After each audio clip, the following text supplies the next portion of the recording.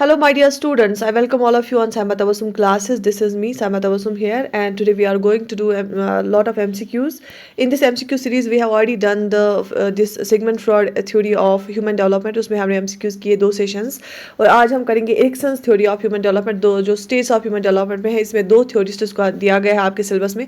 एक Sigmund Freud और Ericsson है. और जैसा कि हमने पढ़ा है बैच में कि एरिक्सन ने सिगमंड फ्रूड की थ्योरी पे ही काम किया. सिगमंड फ्रूड ने 5 स्टेज दिए थे और एरिक्सन ने 8 स्टेज दिए इसमें. और हमारा सुपरवाइजर बैच चल रहा है जो हमने फ्रेशली स्टार्ट किया. If you want to join, आप साइमा तबस्सुम क्लासेस की जो एप्लीकेशन है वो प्ले स्टोर से डाउनलोड करके रजिस्टर कर सकते हैं. उस पर फ्रेश सुपरवाइजर कोर्स में आप ज्वाइन कर सकते हैं और क्लासेस रजिस्ट्रेशन हो रही है, क्लासेस अवेलेबल है. So let's get started for today's session. Erikson ने साइको सोशल थ्योरी दी थी और जो हमारी सिगमंड फ्रूड की थ्योरी थी पहली वाली वो थी साइकोसेक्सुअल. ठीक है, ओके चलिए स्टार्ट करते हैं. Question number 1 is on your screen. According to Erikson, which stage involves the challenge of trust versus mistrust. Erikson की थ्योरी में कौन सा स्टेज उसने बोला है कि जिसमें ट्रस्ट वर्सेस मिसट्रस्ट की क्राइसिस होती है और 2 में से बच्चा एक चुनता है. तो हमने पढ़ा है कि इसमें 8 स्टेज होती है और ऑप्शंस क्या है? Adolescence, infancy, early childhood, pre school. और आप सब लोगों को पता है जो पहला ही स्टेज होता है जो right from the birth up to the 1 year of age जो स्टेज होता है उसी में ट्रस्ट वर्सेस मिसट्रस्ट होता है, क्योंकि वो केयर गिवर्स अगर रेस्पॉन्सिव होंगे, केयर गिवर्स अगर लवेबल होंगे, केयर गिवर्स अगर बहुत अच्छे से उसके साथ पेश आएंगे तो वो ट्रस्ट डेवलप करता है और उसको वर्ल्ड एक सेफ प्लेस और उसको प्रिडिक्टेबल प्लेस लगती है. So here the right answer is option B, infancy is the right answer. Got it? Okay, so option B, infancy is the right answer. ये जो इन्फेंसी वाला स्टेज होता है बर्थ से 1 साल तक का होता है और इसमें केयर गिवर्स जितने अच्छे होंगे उतना ट्रस्ट डेवलप हो जाएगा बच्चे में. Question number 2 is on your screen. What is the primary conflict in Erikson stage of adolescence. जो आइडोलिसेंस का स्टेज होता है इसमें क्या कॉन्फ्लिक्ट होता है? क्या trust versus mistrust, autonomy versus shame और doubt, industry versus inferiority, identity versus role confusion. आपको पता है कि ट्रस्ट वर्सेस मिसट्रस्ट होता है इन्फेंसी स्टेज में और ऑटोनॉमी वर्सेस शेम होता है जब बच्चा चाहता है खुद से कॉम्पिटेंस हासिल करना 1 से 3 साल तक की एज में.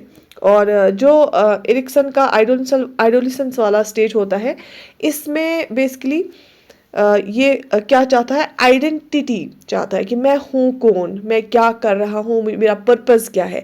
अगर इसमें ये कॉन्फिडेंस इसको नहीं आए, ये अच्छे से स्टेज क्रॉस नहीं किया तो इसमें क्या होता है? रोल कन्फ्यूजन होता है.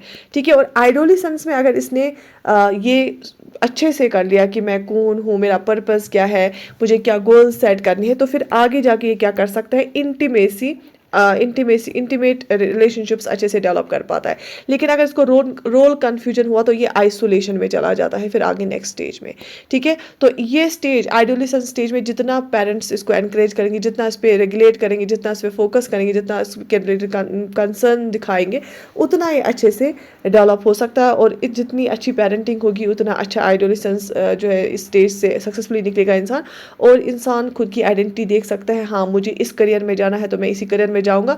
फिर आगे जब उसका करियर स्टेबल होता है तो फिर वो रिलेशनशिप्स लाइफ पार्टनर ढूंढता है और लाइफ पार्टनर के साथ रिलेशनशिप अच्छे से जो है निभा पाता है. So option D here is the right answer, identity versus role confusion. Got it? Next question is on your screen. In the stage of generativity versus stagnation, what age group is primarily involved? देखो फिर एक बार क्या होता है कि देखो इसमें option है young adulthood, middle adulthood, late adulthood, adolescence. Adolescence तो बिल्कुल भी इसमें नहीं आएगा. हमने देखा उसमें क्या होता है कि उसमें आइडेंटिटी वर्सेस रोल कन्फ्यूजन होता है. स्टैग्नेशन है या जनरेटिविटी है कि हमने कितना प्रोडक्टिव काम किया है. और हमें जो है फॉर एग्जांपल जब हम लेट 40s से लेके लेट 60s तक होते हैं तो उस टाइम पे क्या होता है? मिडल एडल्टहुड होता है. जो लेट एडल्टहुड होता है ना फिर वो 60s के बाद स्टार्ट होता है. लेट एडल्टहुड में इंसान को होता है कि इंटीग्रिटी वर्सेस डिस्पेयर, मैंने क्या किया है अपनी लाइफ में, रिफ्लेक्ट करता है. लेकिन जो मिडल एडल्टहुड होता है ना उसमें जब लेट 40s में इंसान होता है, जो यंगर जनरेशन होता है ना उनको गाइड करता है, चाहता है कि ऐसे स्फीयर्स में काम करे जहाँ पे इसका मार्क रहे दुनिया में. और अगर ये नहीं कर पाता, अगर इसमें उतना कॉन्फिडेंस नहीं होता है, तो ये स्टैग्नेशन में चला जाता है। ठीक है, तो ये चाहता है कि दुनिया पे अपना निशान छोड़े, अपना मार्क छोड़े, उस ऐसे स्फीयर में काम करे जहाँ इसको रिकग्निशन मिले, और जो छोटे इसकी जो यंगर जनरेशन होती है, इमीडिएट जनरेशन होती है, उनको गाइड करे, उनको मेंटोरशिप प्रोवाइड करे। तो ये आता है मिडल अडल्टहुड में। ठीक है, so option be here is the right answer, middle adulthood. ठीक, इसके बाद वाला जो स्टेज होता है उसमें इंटीग्रिटी वर्सेस डिस्पेयर होता है, क्योंकि इसको अब पता होता है कि आगे तो लाइफ ख़त्म होने वाली, आगे तो डेथ है, और मैंने क्या किया है अपनी लाइफ में। अगर इसने अच्छे से बच्चों को देखभाल की होगी, बच्चे अच्छे से एडजस्ट हुए होंगे, उनकी शादियाँ की होंगी, प्रॉपर्टी बनाई होगी, अपने रिलेशनशिप सही रखे होंगे, और अपने करियर में भी सक्सेसफुल रहा होगा, तो इसमें a feel of accomplishment, sense of accomplishment आएगा इसमें। इसमें ये प्राउड फील करेगा। लेकिन अगर इसने वो सब नहीं किया होगा तो ये डिस्पेयर में चला जाता है, तो डिप्रेस होता है। ठीक है, okay, which stage is characterised by the conflict of intimacy versus isolation. जैसे कि मैंने आपको बोला, अगर आइडोलिसेंस वाला स्टेज अच्छे से निकलता है ना, आगे अच्छे से रिलेशनशिप बना पाता है, लेकिन अगर उसमें प्रॉब्लम हुई तो आगे आइसोलेशन में चला जाता है ये बंदा। ठीक है, क्योंकि कुछ बंदे ऐसे होते हैं ना जिन्होंने प्रीवियस स्टेजेस ऐसे से क्रॉस नहीं किए होते। क्या early childhood, middle childhood, young adulthood या लेट अडल्टहुड। देखो, जब इंसान अर्ली ट्वेंटीज़ में होता है ना, 20s या 20s के बाद होता है, तो उस टाइम पे वो चाहता है लाइफ पार्टनर को ढूंढना, और उसके साथ फिर लाइफ सेटल करना, और फिर जो है शादी करके फिर निभाना। तो अगर ये अच्छा कॉन्फिडेंट बंदा होगा, ये स्टेबल होगा, इस करियर वाइज स्टेबल होगा, तो ये इंटीमेसी दिखाएगा। लेकिन अगर नहीं होगा और फिर लेट 30s तक इसकी शादी भी हुई होगी ना, लेकिन ये निभा नहीं सकता अच्छे से रिश्ता, ये आइसोलेशन में चला जाता है, क्योंकि इसका मेंटल सेटअप सही नहीं होता है। तो ये किस वाले स्टेज में होता है? So the right answer here is young adulthood, क्योंकि आइडियोलिसेंस होता है उसमें ये अपने आप को पहचानना चाहता है, आइडेंटिफाई करना चाहता है, ये आइडेंटिटी ढूंढता है।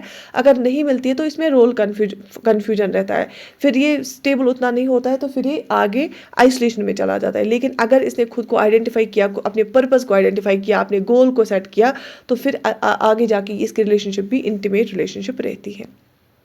ठीक है, okay, next question is during the industry versus inferiority stage what is the primary focus for children. जब ये वाला स्टेज होता है industry versus inferiority, primary focus children का किस पे होता है? Forming intimate relationships, developing a sense of competence and skills, establishing trust with care givers, exploring their identity.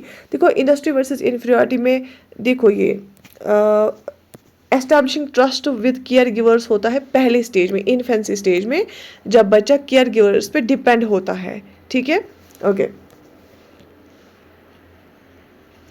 और इसका जो सही आंसर है developing a sense of competence and skills, industry versus inferiority. क्योंकि देखो, इस स्टेज में क्या होता है, बच्चा चाहता है बहुत सारे एरियाज में, चाहे स्पोर्ट्स हो, स्कूल वर्क हो, जैसे स्कूल ग्रेड्स होते हैं, ठीक है, फैमिली एनवायरनमेंट हो।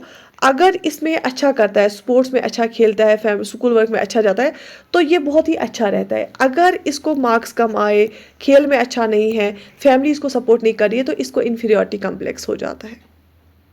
ठीक है, ये चाहता है कि कॉम्पिटेंस हासिल करना, इस स्किल्स में कैपेबिलिटी हासिल करना, पर अगर इसको नहीं मिलती है तो फिर ये किस में चला जाता है, इसको इन्फीरियरिटी कम्प्लेक्स हो जाता है।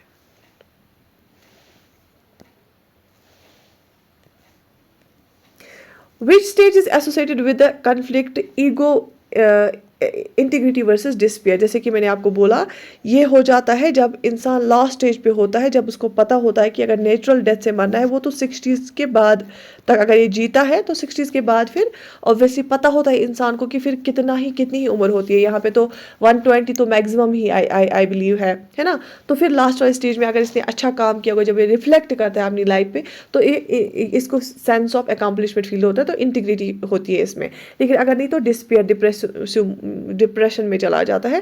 सो लेट अडल्टहुड इसका सही आंसर होगा, जब ये जो मिड 60s के बाद वाला स्टेज होता है, तो late adulthood is the right answer here. ठीक है, okay, what is the outcome of successfully resolving the initiative versus guilt stage? What is the outcome of successfully resolving the initiative versus guilt stage? अगर आप successfully ये वाला stage initiative versus guilt stage resolve करोगे ना, उसका outcome क्या रहेगा? क्योंकि बच्चा एक स्टेज आता है जब ये चाहता है इनिशिएटिव ले लेना, ठीक है, खुद से ये चूज़ करना चीज़ें खुद से। अगर ये उस स्टेज में सोशल इंटरेक्शन स्टार्ट करता है, अगर घर आके इसको पेरेंट्स पूछेंगे कि आपके फ्रेंड्स कौन है, टीचर ने क्या पढ़ाया, तो ये भी एनकरेजमेंट इनको, अच्छा आपके दोस्त बने हैं वो कैसे हैं, तो एनकरेज हो जाता है, इनको भी लगता है कि हमें सपोर्ट करते हैं। अगर इनको इग्नोर करेंगे या डांटेंगे तो फिर ये गिल्टी फील करते हैं। फॉर एग्जाम्पल मैंने आपको लेक्चर में भी पढ़ा कि फॉर एग्जाम्पल कोई मेहमान होता है, तो मेहमान के सामने अगर बच्चा आता है, ये बच्चों वाली हरकत करता है, अगर हमने उसको बहुत ज़्यादा डांटा था तो ये गिल्टी फील करेगा, तो फिर इसको अंदर ना वो हेट जनरेट होती है। लेकिन अगर हमने इसको एनकरेज किया, हमने बोला हाँ बेटा चलो हाथ धो के आ जाओ, तो इसको भी लगेगा कि तरीके से बोला गया, तो he will feel that my initiatives are good, so he will feel confident in future. So इसमें क्या इसका आउटकम रहता है? Trust in one self and others, ability to initiate activities and enjoy achievements, development of personal identity, sense of purpose and direction. So इसका जो सही answer है that is sense of purpose and direction, right? Okay. In Erikson's theory what is the positive outcome of autonomy versus shame और doubt? देखो जब बच्चा 1 से 3 ये जब बच्चा क्या करता है काम, ये चाहता है कि मैंने एग्जाम्पल दिया आपको, जब वो चाहता है कि मैं खुद कपड़े पहनूं, ठीक है। अब अगर उसको हमने डांटा कि आप कोई ढंग से नहीं पहना है, लेकिन अब दूसरा पेरेंट होगा वो एनकरेज करेगा, अच्छा आपको पहनना आया लेकिन इसको बटन ऐसे बंद करना था। अब उसको फील होगा कि मैं इंडिपेंडेंटली काम कर पाता हूँ, तो ही विल फील ऑटोनॉमी, ठीक है। अब अगर उसको डांटा कि आपने सही से नहीं किया, ऐसे नहीं करना था, तो ही विल फील शेम और डाउट, ठीक है। तो इसका पॉजिटिव आउटकम क्या होता है? क्या ट्रस्ट होता है, इनिशिएटिव होता है, ऑटोनॉमी होती है, कॉम्पिटेंस होता है? ऑब्वियसली अगर वो अच्छे से कर पाएगा तो इसका जो रिजल्ट होगा, सो ऑब्वियसली अगर हमारा stage autonomy versus shame and doubt है, तो positive is this one, negative is this one, तो पॉजिटिव आउटकम क्या होगा? ऑब्वियसली ऑटोनॉमी होगा, ठीक है। क्योंकि ट्रस्ट वर्सेस मिसट्रस्ट, ट्रस्ट में अगर पॉजिटिव आउटकम देखा जाएगा तो ट्रस्ट है। इनिशिएटिव वर्सेस जो है इसमें शेम या इनिशिएटिव वर्सेस जो इसका नेगेटिव होगा, उसमें क्या होगा? उसमें इनिशिएटिव पॉजिटिव आउटकम होगा। Autonomy versus same and doubt में ऑटोनॉमी पॉजिटिव आउटकम होगा, और कंप्यूटेंस भी एक पॉजिटिव वर्ड ही है। तो ये चारों पॉजिटिव वर्ड है, लेकिन इसमें इस स्टेज में ऑटोनॉमी इसका पॉजिटिव आउटकम होगा। ऑटोनॉमी हो गया कि जब इंडिपेंडेंटली बच्चा काम करेगा और वो हम उसको अप्रिशिएट करेंगे तो उसको भी लगेगा। लेकिन अगर हम उसको बार बार डांटेंगे तो वो उसको भी अपनी कैपेबिलिटीज़ पे डाउट होगा, वो बोलेगा कि शायद मुझ में कैपेबिलिटी नहीं है ये सब करने की, ठीक। Okay, next question is which of the Erikson stages primarily involves children learning to interact with peers and teachers and gaining academic competence? तो इसमें से कौन सा स्टेज किसके साथ डील करता है? प्राइमरीली किसके साथ डील करता है? जब बच्चा दूसरों के साथ इंटरेक्ट करता है, पीर मतलब जो इसके अपने फ्रेंड सर्कल होते हैं, अपने क्लास फेलोज होते हैं, और टीचर्स के साथ जब ये इंटरेक्ट करता है, और एकेडमिक कॉम्पिटेंस जब स्कूल में एकेडमिक्स पे फोकस करता है और चाहता है कि मैं एक्सेल करूँ। ट्रस्ट वर्सेस मिसट्रस्ट तो बिल्कुल इन्फेंसी वाला स्टेज होता है, ठीक है। अच्छा, इंटीमेसी और आइसोलेशन वाला तो रिलेशनशिप वाला कॉन्सेप्ट होगा, वो उसमें होता है। तो इसका जो सही आंसर होता है वो इंडस्ट्री वर्सेस इन्फीरियोरिटी है, क्योंकि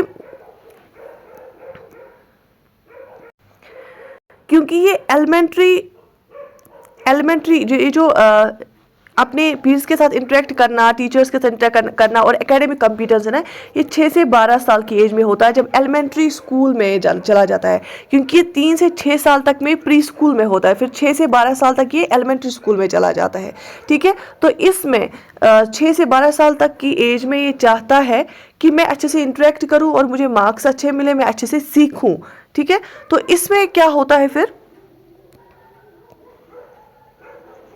इसको अगर ये अच्छे से नहीं सीखता, अगर इसको अच्छे से मार्क्स नहीं आती, इसको इन्फीरियरिटी कम्प्लेक्स हो जाता है। लेकिन अगर ये अच्छे से कर पाता है हर एक चीज़, तो फिर ये कॉन्फिडेंटली जो है हर एक कॉन्फिडेंट होके फिर आइडोलिसेंस आगे इसमें स्टेज में चला जाता है। So industry versus inferiority is the right answer here.